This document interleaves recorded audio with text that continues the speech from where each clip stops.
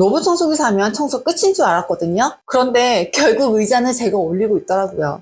완전 자동은 아니었습니다. 근데 웃긴 건요, 다시 없던 시절로 돌아가라고 하면 못 돌아가겠어요. 로봇 청소기 광고 보면 진짜 다 알아서 해줄 것 같잖아요. 그런데 실제로 제가 3년 정도 써보니까 어떤 때는 너무 만족하고 어떤 때는 생각보다 손이 더 가더라고요. 그래서 오늘은 제가 오래 써보면서 느낀 광고에서는 잘 안 알려주는 현실적인 장단점들과 어떤 집이 로봇 청소기랑 잘 맞는지 이야기해 볼게요. 저는 당시 꽤 고급형인 올인원 로봇 청소기를 구매했었는데요. 자동 먼지 비움에 물걸레 자동 세척, 온풍 건조까지 되는 올인원 제품이었거든요. 저희 집은 아이도 있고 강아지도 있어서 바닥에 과자 부스러기는 늘 흩어져 있고 강아지 털도 여기저기 있어요. 게다가 환기를 자주 해서 창문을 자주 열어두니까 송화가루나 먼지 같은 것도 계속 들어오고요. 그래서 이틀만 물걸레질을 안 하면 바닥 걷다가 금방 뭔가가 밟히고 양말이 까매지는 집이에요. 그런데 물걸레질이라는 게 결국 사람이 기어다니면서 빡빡 닦거나 밀대로 밀어야 하잖아요. 힘줘서 빡빡 눌러 닦을 때 때가 빠지는 거 보이니까 안 할 수가 없더라고요. 솔직히 이게 청소가 힘든 가장 큰 이유이기도 했어요. 그래서 로봇 청소기 하나 있으면 좀 편하겠다 싶었죠. 로봇 청소기를 사고 처음에는 진짜 만족도가 높았어요.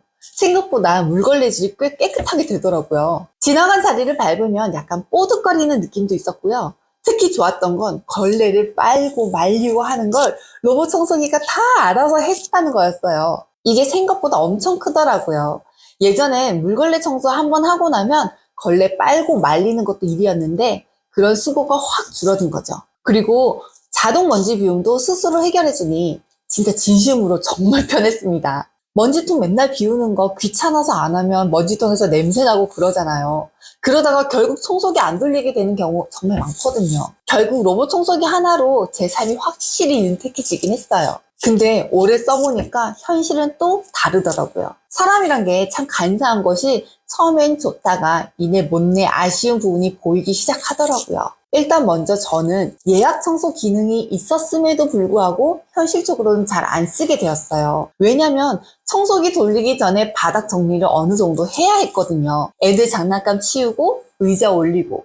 물론 청소기가 그 모든 사물들을 피해 가기는 해요. 하지만 청소라는 것이 너저분한 것을 정리하고 없애는 것부터 시작하잖아요. 그리고 의자나 사물들을 피해서 청소를 하긴 하는데 나중에 그 사물이나 의자들을 살짝만 움직이면 안 닦은 부분이 물에 자꾸 거슬리게 되더라고요. 로봇에서 손이 나와서 물건을 들거나 옮긴 다음에 닦아주는 게 아닌 이상 결국 이거는 사람이 해야 하는 부분인 거죠. 그래서 저는 청소 전에 의자 올리고 장난감 정리부터 하게 됐어요. 그리고 자동 세척이라고 해도 결국 사람이 관리해야 하는 부분은 있었어요. 걸레 빨던 밑판 부분, 물때처럼 남기도 하고 그대로 말라붙기도 해서 청소 마치면 손으로 일일이 닦아줘야 했거든요. 요즘엔 이런 밑판 부분도 물론 헹궈주거나 정리해주는 로봇 청소기가 나왔던데 저는 그 이전의 모델이라 제가 손으로 매번 닦아줘야 했습니다. 그리고 지금은 로봇 청소기 직배수형이 나와서 편하지만 저는 정수통, 오수통이 따로 있는 모델이라 물 채우고 버리는 것도 해야 했고요. 이런 거 저런 거 신경 쓰는 것도 결국은 사람이 해야 하는 부분이라 다시 구매한다면 저도 직배수형으로 걸레 빨판까지 청소되는 모델로 살 것 같아요. 그리고 저희 집은 시공 매트 집이라 조금 신경 쓰이는 부분이 있었어요. 물론 시공 매트 위에서도 충분히 아주 만족스럽게 청소는 잘 됩니다. 하지만 청소기가 자주 드나드는 부분은 매트가 살짝 울거나 들뜨는 느낌도 있더라고요. 그리고 아이 키우는 집은 우유나 주스, 물 같은 거 쏘는 일이 많잖아요. 롤매트가 아닌 이상 시공 매트는 조각들을 끼워 넣는 방식이라 액체류를 쏟고 시간이 지나면 그 좁은 틈으로 액체들이 스며들 수 있어서 그 부분은 사람이 매번 확인해야 했습니다. 매트 사이의 틈까지 로봇 청소기가 청소해주지 못하니까요. 그런데 그렇다고 먼지나 오물이 틈 사이로 낀다? 이런 느낌은 전혀 없고 일반 청소는 충분하게 깔끔하게 잘 되는 편이었어요. 그리고 가끔 얇은 매트나 카펫에서 걸레 한 짝 휙 벗어놓고 멈춰 있을 때도 있습니다. 신발 한 짝 벗어놓은 듯이 벗어던지고 거의 포기를 하고 있더라고요. 아마 예전 모델이라 장애물 넘는 기능이 지금보다는 조금 약했던 것 같기도 하고 걸레 부분을 눌러주면서 청소를 하다 보니 조금만 들려도 걸레가 툭 하고 빠지긴 하더라고요. 그리고 문턱 앞에서 위치를 못 찾아서 멘탈 나간 로봇 청소기도 가끔 볼 수 있었어요. 다음은 배터리 부분. 처음엔 청소기를 최고 성능으로 돌렸거든요. 최고 진공 흡입과 함께 물걸레질은 제가 할 때도 2번씩 했었기 때문에 역시 2번씩으로 돌렸어요. 그런데 우리 집에 반 정도 청소하면 충전하러 들어가더라고요. 그래서 지금은 거실 따로, 방 따로 구역을 나눠서 돌리고 있습니다. 그리고 모서리나 매트 경계 부분, 찬장이나 책장이 있는 부분, 아무래도 사람이 손으로 닦은 것처럼 완벽하진 않았어요. 결국 제가 한번 물걸레질을 하게 되더라고요. 물론 제가 처음부터 끝까지 다 청소하는 것보다는 훨씬 편하지만 그래도 내가 안 할 수는 없을까 하고 생각하게 되기가 조금 아쉽긴 하더라고요. 마지막으로 자동 먼지 비움. 이거 진짜 편하거든요.